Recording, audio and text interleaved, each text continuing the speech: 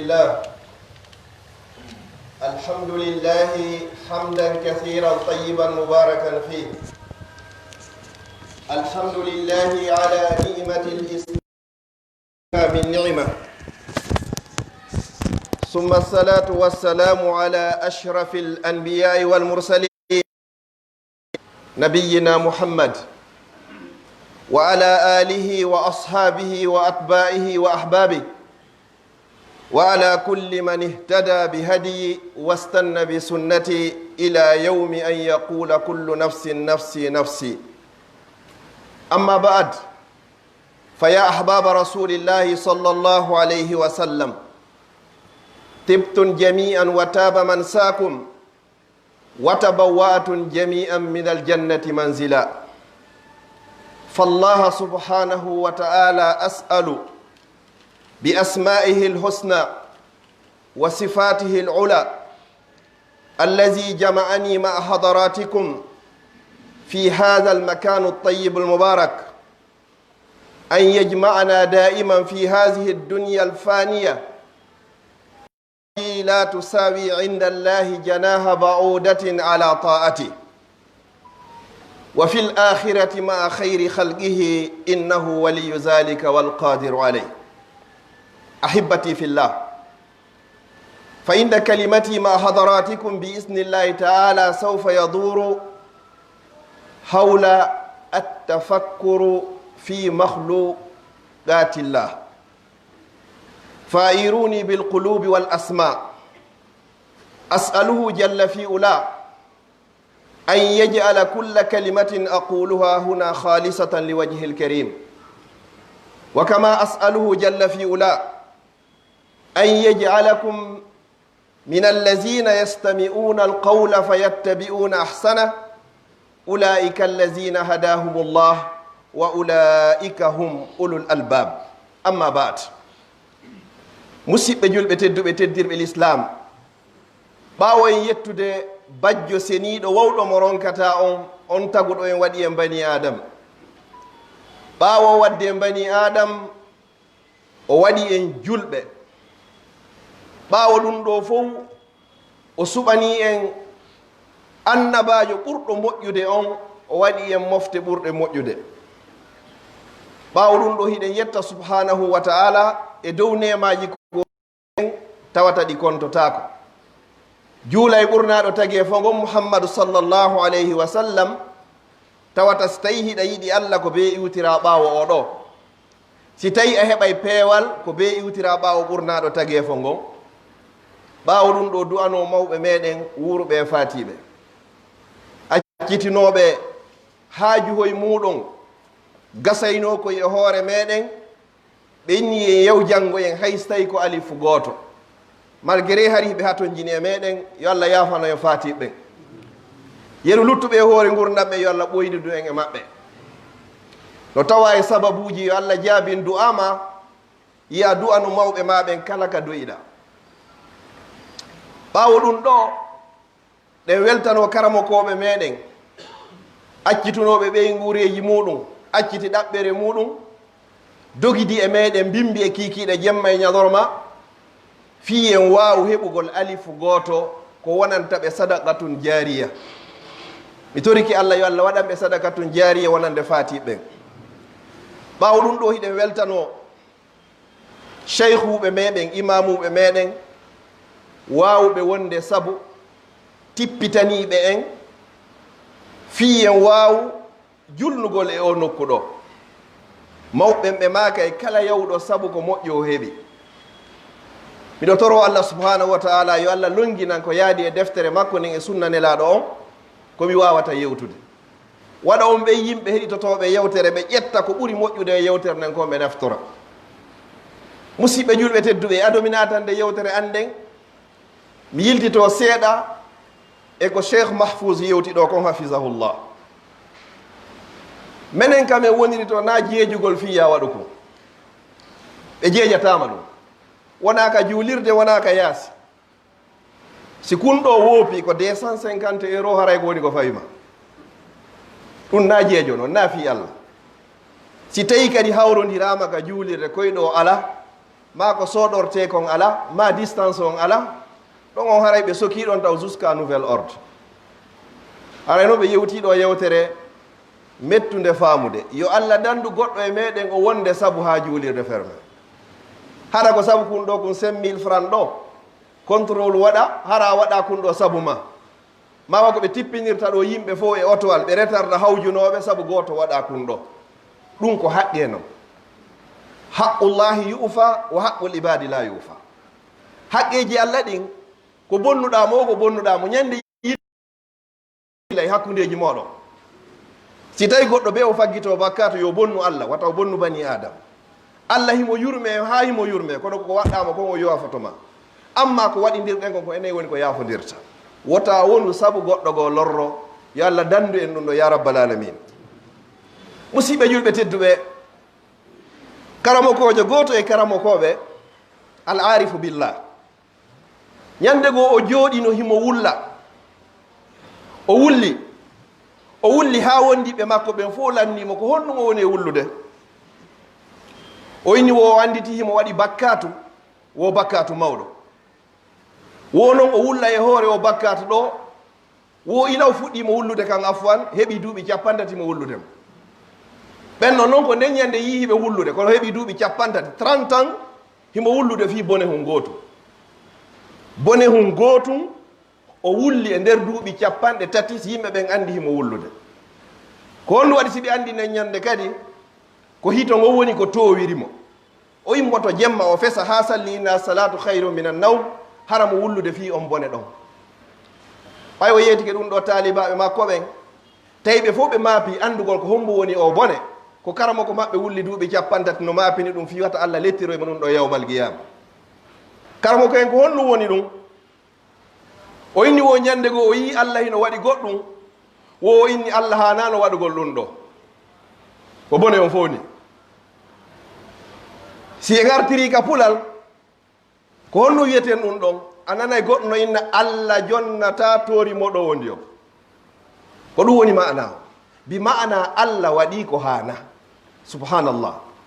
o karamo kojo ɗo noon duuɓi 50 himo wullude ɗum ɗo o ma yaari taw himo continue wullugol ngol kadi darten ɗon alhaaliji meɗen ɗin e golleji meɗen ɗi ɓe inni wala yafalu aljalilu illa aljamil Allah mawɗo bajjo seniiɗo wawɗo mo ronkata on hay hunde o waɗata si wona ko laba ko moƴƴi kala ko Allah waɗi haray ko ɗum hana waɗede e leer mo waɗi on en o waɗiri on e mo waɗani on e yeru ko waɗi kon ko fa'alun lima yurid no woodi hadis goto hulɓiniɗo moƴƴo wo jiyaɗo hino wuwla konngol innal abda la yatakallamu bil kalima konngol ala siratina kalima wahida la yulqi laha balan hara wattana hakkille maggol konngol gotol petna deyɗi ɗiɗi ari ka hadis a wattana hakkille maggol e nder sama kala e nder campi hara hay hakkille ma ala e konngol ngol wo konngol ngol naɓa on ti ka yarete e nder yiite jahannama duuɓi 90 laakara sabu konngol gotol Allah jonnata toori moɗo wondi o kaarijo handa e ɗum ɗo si tawino ko goɗɗo sendayno na oɗo heɓayno ɗum ɗo kaburat kalimatan tahruju min afwahim harayno hulɓini moƴƴa musidɓe julɓe tedduɓe oɗo sabu ɗum ɗo woni ko maapinimo maapinamo bakkatu jeeno maapinamo bakkatu beere maapinamo bakkatu ñoore maapinamo bakkatu baddi leɗɗi halkayɗi ɗin foppo ɗin maapinamo ko sabu ngol konngol ɗo ko ɗum ɗo woni ko maapinimo duuɓi 30 himo fesude fama baluna nahnu enen noon ko honno wattanen hakkil mo be artira hoore muɗum e gondo muɗum no feƴƴi khamisu khulafa'u rashidin rahimahullahu taala sayidna umar bun abdul aziz oɗo himo jogino ɓiɗɗo moƴƴo hunji qur'an hunji sunna o naɓunomo jangoygol e nder madinatul munawwara o jangi ha o hunji qur'an o hunji sunna o jangi e juuɗe karamokoɓe wonɓe ɓen fof on se e fewno madina yehi ha tawi espoir o no wowlirte noon ari e oɗon o waway lontoyade ben makko janngo. Allah ƴettiti o ɓiɗɗo ɗo fewndo ko tawata hay gaño makko hino faalamo, hakke ko tawata o woni bahar, o woni gando, o woni ɗuwoyteɗo ɗuwoyɗo yimɓe ɓen janngo. Allah ƴettitimo fewndo récupére mo inni min kay miɗo hato jimma e ma fewndo ɗo. Yimɓe ɓen noon ari hande kadi fi innugol Umar yo muñño, ko ɗum Seydina Umar bunul Abdoul Aziz wonno ko jaabi ɓeɗo. Ndaren jaaboyewol ngol, enen kan ndaren ko wonɗen jaabayde kon, si tawi baaba ma nene ma ɓiɗɗo ma ɓeygu ma bappa ma kawu ma weldiɗɗo feƴƴini, o inni on ɗum wo Allah yiɗi si jonnilam ɓiɗɗo on, Allah kadi yiɗi kadi si tawi jaɓiti ɓiɗɗo on e ko jonnonolan kon. Wo mi torikema an Allah wata newnanan mi waɗa gollal hay e gotal si wona ngal yiɗuɗa. Subhanallah, Allah yiɗu si ƴettitimo fewndo ɗon. O inni Allah mi torikema ɓay hiɗa yiɗi si ƴettuɗa oɗo, min kadi foddi a ƴettitayila wata newnanan mi waɗa goɗɗum si wona ko yiɗuɗa. Ɗum ɗo wonno jaabayew, wona fesugol inna tigi tigi on ko oɗo lontotonolam, hari mi heeɓi ko danko ɓeygure nden, hari mi heeɓi ko lonto ka galle, oɗo o wonayno ɗum ɗo o wonayno ɗum ɗo janngo. Wala yafalu ljalilu illa ljamil, bajjo seniɗo wawɗo mo ronkata on o waɗata hay hunde si wona ko hana waɗede. se feƴƴi ɗum ɗo musidɓe julɓe tedduɓe, attafakkur fi makhluqatillah, miijidagol gokkunni e tagu Allah ngun ko Allah tagi ko. Nokku goɗa hani ƴettugol aya goto ko Allah ini wa fi anfusikum afala tubsirun. ƴetta hoore ma waɗa ka yeeso darorgal, ƴetta yaha ka coiffeur jon o femba ma ha laaɓa pos, ko ineten kollo kayi ha laaɓa, joɗɗa miijitoɗa sukundu e nder yontere, woɓɓe hara e arti ndun sukundu wondu e artude ɗon, a feccata hoore nde yiya sukundu ɗon hara ko to woni e iwde la. Si ɗum ɗon feƴƴi ɗi peɗali nelaɗo salah sallam maaki balɗe 50 ma 50 fof goɗɗo e ittu peɗa, itta leeɓi ley nolki e leeɓi ley wuddu, ko ɗum woni sunna on. Julɗon haani wonde hara himo laaɓi. Sa taƴiɗi ɗo sono be hiɗa rentiɗi ɗo, ala yide ko honto ɗi wona e sortade, ko hombo woni e sortude ɗiɗo ha juuta tawa be itte. Yeru ko hana ittede kon si ittama musata, kono sa memi ko hana ka ittede kon tum musay hande kadi. Attafakkur fi khalqillah, wo ko yen miijito fi ko Allah tagi kon hara e miijitaki fi kanko taguɗo. Tamapine ko honno Allah wayi, ɗen andi gissaon ka Imam Malik miijitir fi ko tagi kon. Hande ni kunɗo jooɗi yeeso an ɗo hino filma ɗo, fewndo aduna on fof hino renti ɗum ɗo. Ɗum ɗo ko gandal waɗi ɗum ɗo, ko goɗɗo miijiti waɗi ɗum ɗo. Si tawi noon Allah tagi goɗɗo, on wawi moƴƴingo ɗum ɗo ko hollata aduna Allah on kon fof yewtere wonde wadde nder Madina ɗo, ko ɗum sikkuɗen on taguɗo on bani adama ɗo. Wa fi anfusikum afala tubsirun. Si ɗum ɗo feƴƴi musidɓe julɓe tedduɓe, ƴetten e niñirawo meɗen tedduɓe meɗen sonnajo. Si sonnajo yehi ha o jibini, ɓeyna en mbawa sonnajo no jogii ɓira, no woodi ko boobo on muyna, hara en ɗiɗi no heewi tewɓira. Ndaare ɗon bawgal Allah subhanahu wa taala ngal, yiya ɓendu sonnajo no heewi tewɓira, boobo on maɗɗo pooɗa, honɗum yalta ɓira. ƴetta lanseti ma laɓum seeka hoore ɗon, honɗum yaltata, wallahi ko ƴiƴa yaltata. Ko heewi ɗo wo ko inneten ko ɓira woni toon.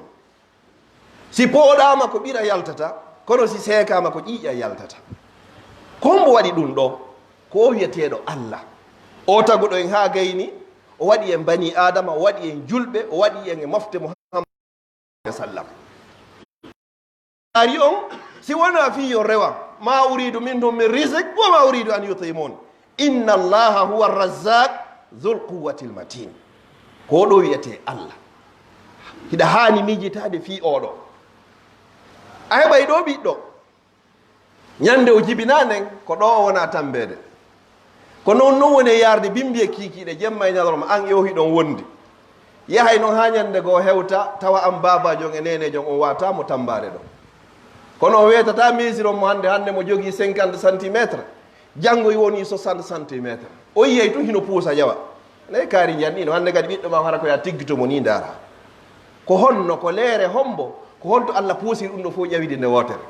jungo ƴawi koyngal ƴawi hoore ƴawi ɓandu ɓeydi ko fop hakkille timmi hande kadi ye yawinama o helli faama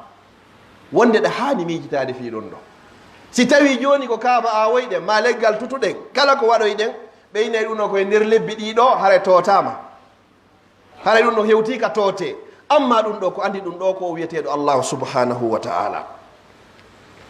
o inni innama aidukum bi wahida an taqumu lillahi masna wa furada summa tatafakkaru hooti mi adama no hani wonde kanko tu wonde o weddo o miijito fi hoore makko o miijito fi tagu Allah ngu o miijito kadi fi janngo si ɗum no feƴƴi musidɓe julɓe tedduɓe Abdullahi ibnu Abbas mo anduɗen on radiyallahu anhuma oɗo wi wo jooɗagol miijito leere gooto pet hibrul umma o wi jooɗagol weddo kañum tu miijito fi tagu Allah ngu miijito fi hoore mum wo ɗum ɗon himo yino ɓuri e moƴƴude dewal jemma timmuɗo goɗɗo walata juulude jemma e jooɗagol leere gooto miijito fi tagu Allah ngu kanko mo yiɗi baraji ɗa ɓuri mawnugol ko allahu subhanahu wa ta'ala amma imamu Shafai kanko ko honɗum o wi o inni kanko ko piiji nayyi wo gawon kun ko honɗum wo hikma ko wiyete kon hikma mo Allah yewti fi muɗum on wa man yu'tal hikmata faqad utiya khayran kathira wo ko woni ɗum wo ko attafakkuru fi makhluqatillah hara ya heɓi hikma o miijitoɗa ko Allah on dagi kon hara miijitaki fi makko kanko Allah wo ɗiɗo ɓum kun ko honɗum wo ko wiyete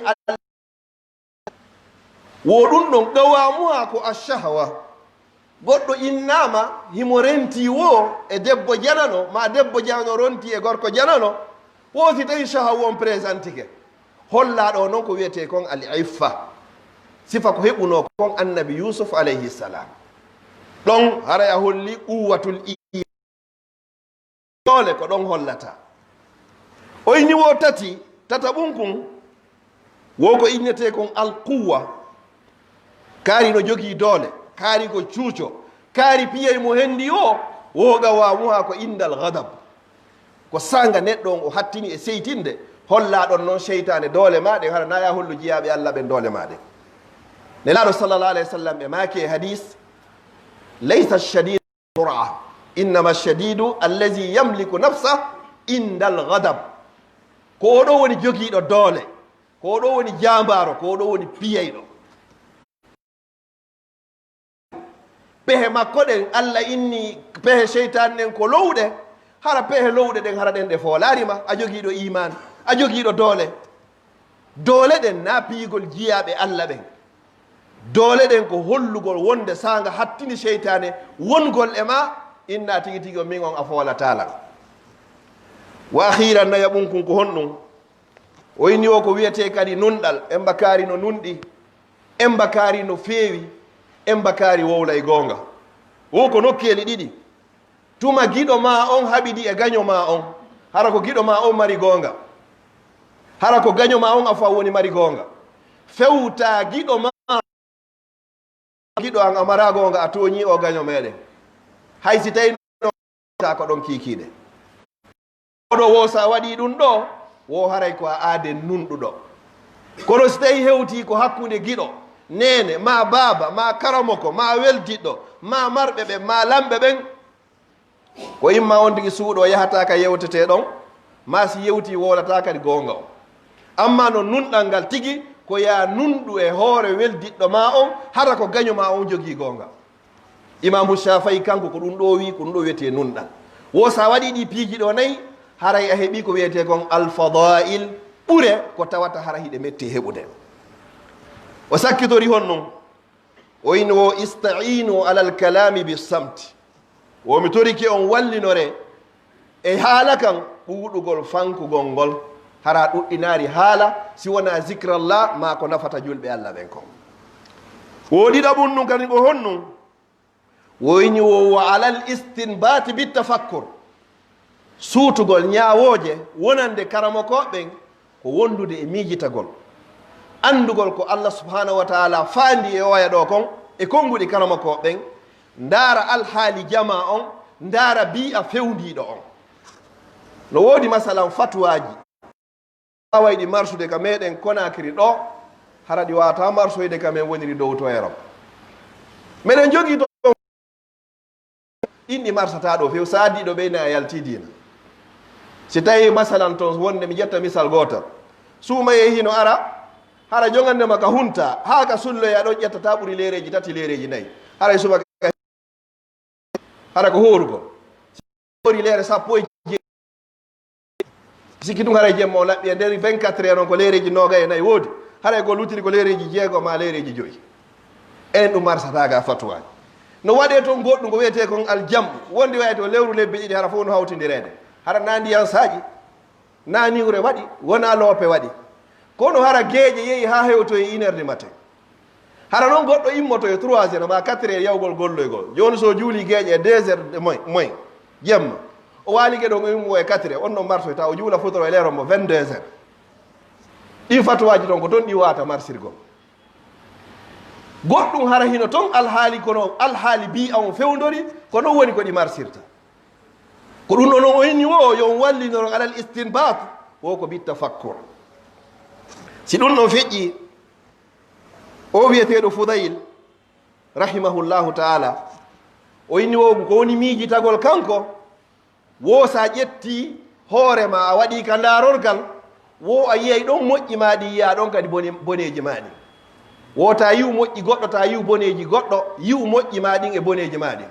o inni bal ko woni wata yiw moƴƴi maɗin few yiw boneji maɗin pet fiya ɓeydu wakkilade Fudayl kanko ko ɗum ɗo woni ko sharhi التفكر في مخلوقات الله أقول قولي هذا وأستغفر الله لي ولكم فاستغفروه إنه هو الغفور الرحيم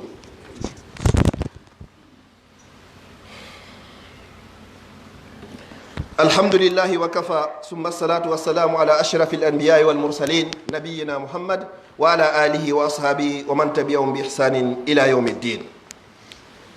أما بعد شيخ شريج oɗo ko honnugo maki wo o jooɗi o wulli ɓe landimo ko honnugo woni wullude itike ñande gurdam makko ɗam balɗe makko ɗen hino ɗuytade wo ñande be ñande golle makko ɗen kadi no ɗuytade wo ñande be ñande lajal makko ngal kadi hino ɓattade gurdan ɗan ko Allah happa ɗuytade ko balɗe ma ɗe woni ko ɗuytade wo alleyli wannahari yamalani fik ñalorma on no gollude e ma nde jemma ari wo nde ñalorma ari wo an kadi eto nde jemma on e ñalorma on nde no yaha hara yadanima e gollal moƴƴal tawi mo fesude ɗum ɗo oyni wo golle an nden kan no ɗuytade komi wawno gollude hanki mi wata wo ñande be ñande miɗo ɓadade lakara tentini enen sukaɓe goɗɗo no hani wattanin ɗo hakke yo toro Allah yo Allah yaafo Oustaz Chérif ko innete ko suka no hattini e cuka yagal ka tawata fewno faala fewno ɗon ko ɗon Allah inni argami ɗo faalama si tawi noon on tigui inni min kay ko tuma mi heeɓi 50 yomi profite si tawi no hara ko ɗum ɗon noon wallahi haray moƴƴari Allah ɓe o manti ɓen jeeɗiɗoɓe ɓe waɗoyde ka ley ɗowdi arsi makko ñande tawata ɗowdi o ala sina ɗowdi arsi makko ɓen on tawi ko suka ɓen ɓuuri ɗuurde nder ton ka few faalama fewon ɗon ka doole ɗe woodi ɗon ko ɗon Allah kadi faalama joueur je ballon ɗo so acci ha heeɓi 40 ans ko omo sotta ɗo joueur je ɗo joni 40 millions 50 millions ɗo joni joguiɗo 35 ans 36 ans 40 ans ko payi koy ko on ɗo wadde goɗɗum ne laaɗa salah sallam kadi ko maaki ko sukaɓe ɓe wonno ko tambitilan ko sukaɓe premier de l'islam Mus'ab bun Umayr ko ɓuri sellude riwayaji ɗin ko faari ko 14 ans mo jogi duuɓi sappo e nayi rondi dongal ko tawata ko rondetengal wo ko sifa ɓenno dongal annabaɓe yahu madina kene golla toon ɗo mi arara toon ɗiggi ne laara sa sallam fewde hewta madinatul munawwara tawi ɗiggi ɗatiner ko payi ko yahuno ɗum ɗo eno allah yo allah moɓidiroy en enen e maɓɓe wa akhiran mi landitira yewtere annen honɗum qawlu abdoullahi ibnu moubarak rahimahullah oɗo ɓe arno ɓe landimo ɓe ñoyeeti men ko ɓuri moƴƴude e ɓiɗɗo gorko ko okka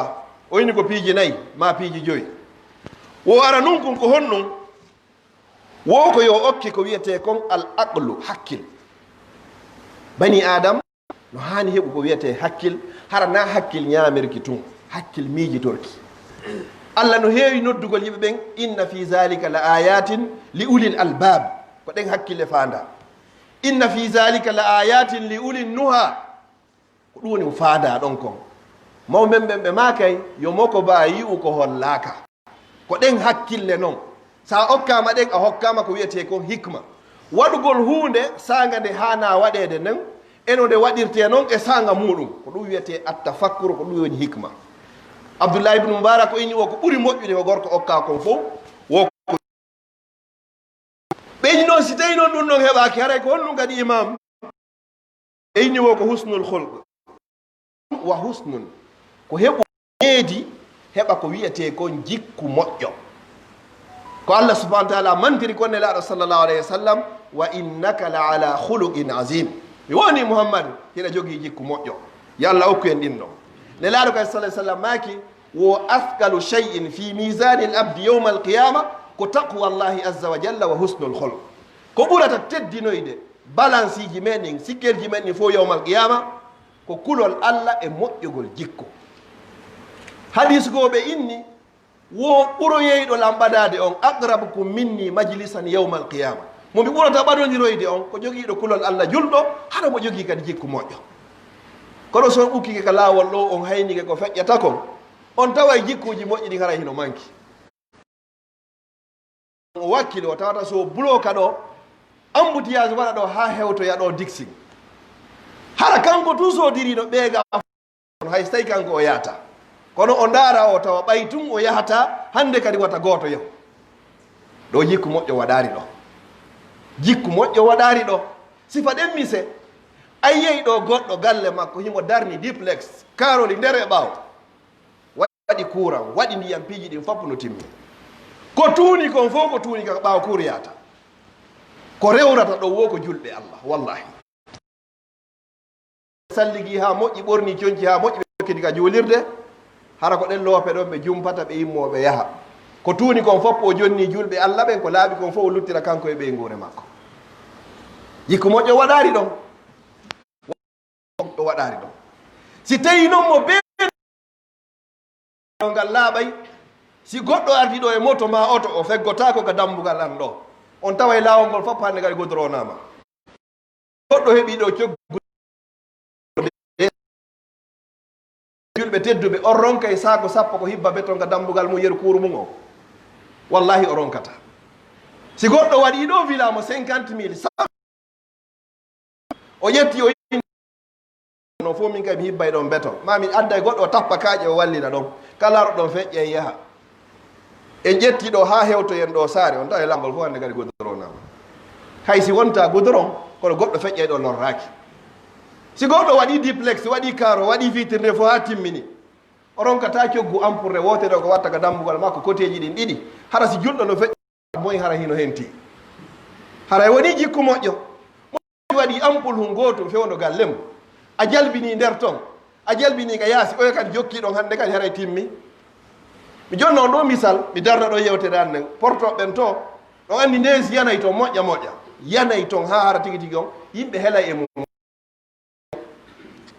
mo be embere suudu mum ɗum a soodoyayi paquet hun lanɗan neison kadi ko woni yiɗa ko lanɗan ƴetta konko yeyete gono 1 euro 50 ma 2 euro ƴetta adda junja yeru fewdo dambugal ma ngal pet neison fof o yoosa si a waɗari ɗum ɗon kala arɗo feggi yani ka dambugal ma ɗon ko an ƴettata ko ñawdorta ko fof jonno jettugol ton goɗɗo ko ñawdorta ɗum na naɓugol mo ɗo donka ɗo 150 000 250 000 ma 1 million mo be soodoye paquet kon adda junja ɗon sa waɗi yeru emmuɗe dambugal ma ngal laamu ngu kadi ƴetta yeru laawi ɗin fof kawtoje ɗen dogata fof kamɓe kadi ɓe ƴetta on yalta e bimbi sinese no yetta hay goto hande kadi fof paradise o wi enen kadi sen warrino ɗo ni enen leyɗe tawata ko leyɗe julɓe wallahi haray noon taway soñdiaji ɗin ɗi ɗuytoto no ɓuri ɗum ɗo kono ko ɓuri hulɓinade kon fof ɓuri hulɓina musidɓe julɓe tedduɓe hiɗen gollude moƴƴa kono si a jindi seeɗa a taway baraji ɗin kala hanɗi woni e marorade wallahi a wullinta goɗɗo muusina ɓernde goɗɗo tawata hoota ɗum ɗo wonanama jaam oya natanoɗo aljanna nelaɗo sisalde mako no laaɓi aden aljanna tawa en ɗo joni ko aden goto yaltuno o inni o kanko nde mo waalo haray o inne o yaafi kala goɗɗo ko waɗi mo ga si tawi noon an a hoota hiɗa welti hande kadi a kooli oɗo a ukki oɗo e gayka oɗo a ɓisimo ko an adi feƴƴugol wallahi haray ɗum hadis ɓurɗo raɓɓinude mo tawata kala fuɗɗiɗo janngugol ko on fuɗɗorto la yuminu ahadukum goto e moɗon gomɗinta gomɗinal sellugal timmugal hatta yuhibba li ahihi ma yuhibbu li nafsi are hadis on no mi darnira yewtere anne honɗum musidɓe no woodi ka baraji heɓotoɗo hara wattanta hakkille muɗum hara no weli fi moƴƴa ka jama on ɗuuɗi ɗo hiɗa wawi yawde ɗo joni ka jama on fof yata takkitoyo ɗon fi yo laaɓu ara waɗa dewal Allah ka juulirde ka alhamdulillahi no timmi yaha ƴetta sooda ndiyan laɓɓina ɗon hara kala julɗo arɗo hewta e tum ɓernde makko nden hen to ko ɗon Allah weltinirayma an kadi hara watnakil hina noon fere julɗo yata yo takkito ha gayna tunina to yalta acca ɗon himo andi ko julɗo musidɗo makka e natata ton wa ahiran karamo kojo goto o jannuno taliba e makko tawhid ɓay gasi himo faala noon andugol ko hommo e maɓe ɓuuri heɓugol tawhid hara na o ka colunɗa innunoɗo yeehe hirso yonko hara ka goto renta o ɓe fof ɓe yawno ɓe hirsoyi ɓen ɗon sina pay ko gotum o inni o ronku yawde nokku ka ko tawata hay hunde rentama o inni ka o yeyota e Allah no sutima o karamo ko jeɗa ko honɗum o waɗi o ƴettu paaniwal poom buy o jonni jannganakujo makko hoore duɗal ngal o ini senditani ɓeeɗo taalibaɓen fof tawi noon e nder ka paaniwal poom moƴƴe ɗen e bonɗe ɗen fayda hino fota kala mo waddi paaniwal ngal ha fewno mum yo ƴettu ko ni woni waɗirde suɓa ha hawrodira e moƴƴune nden ƴetta fewno ko paaniwal ngal hewtitata tawi lutti hannde kadi bonɗe ɗen tum kala mo kojo immi jaɓi fewno ɗon hannde kadi paaniwal ngal o inni mi janni on faamima on faamari kono pellet na ɗum ɗo mi janni o inni ko ɗum waɗi so la yuminu ahadukum si tawi onon adi ɓen fof ƴetti moƴƴuɗen haray ko ɗum accanno ɗimmoɓe moɗon ɓen haray ko bonɗe ɗen haray iman on o timmari o sellari ɗon hanuno ɗum mo be mo ƴetta bonɗe ɗen ɓay hiɗon andi hewtoyey ɓeeto hara ko kamɓe heɓata moƴƴe ɗen kono so suɓi onon tum moƴƴe ɗe lutti bonɗe ɗen haray o yiɗani siɗɗo mon ko yiɗano hoore mon ko kalla wala mi toriki Allah subhanahu wa taala yo Allah hokke battane moƴƴo mi toriki subhanahu wa taala yo Allah hebbi ɓerɗe meɗen iman mi toriki Allah yo Allah wurno en koyen julɓe toriki Allah yo Allah ƴettito en hara koyen gomɗinɓe yo Allah yaafo en yaafo mawɓe meɗen ɓen yo Allah longi en kalimatu tawhid ne hiɗen maya yo Allah dandu en ala e wawata e joguede yo Allah dandu en ngaalu bewna en yo Allah dandu en basal wirtaygal yo Allah hokku en ha hokka en firdawsil ala yo Allah dandu en hawdanno yiite jahannama rabbana atina min ladunka rahma wa hayyi lana min amrina rashada allahumma la tufarrig hadha aljambi illa bi dhanbi maghfur wa sa'yin mashkur wa amali mutaqabbali mabrur bi rahmatika ya arhamar rahimin wa sallallahu ala nabiyyina muhammad wa ala alihi wa sahbihi wa sallama tasliman kathira wa akhiru da'wana anil hamdulillahi rabbil alamin.